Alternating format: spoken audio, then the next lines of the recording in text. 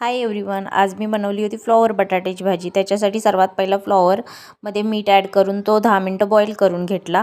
कढईमध्ये तेल ॲड करून त्याच्यामध्ये बटाटा फ्राय करून घेतला आणि त्याच तेलामध्ये 3 पाकळ्या लसूण आणि फ्लॉवर ॲड करून तो पण फ्राय करून घेतला।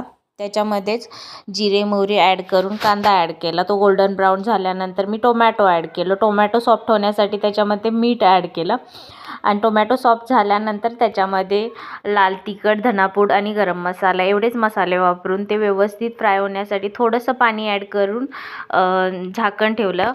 टोमॅटो मॅश झाल्यानंतर त्याच्यामध्ये कोथिंबीर ॲड केली आणि हे फ्राय केलेले बटाटा आणि फ्लॉवर ॲड केला आणि व्यवस्थित मिक्स केलं आणि थोडंसं पाणी ॲड केलं आणि 10 मिनिटात ही भाजी रेडी होते। सकाळच्या गडबडीमध्ये ही भाजी अगदी उत्तम पर्याय आहे। तुम्ही नक्की एकदा ट्राय करा, टेस्टला पण अप्रतिम लागते। ओके, बाय, भेट।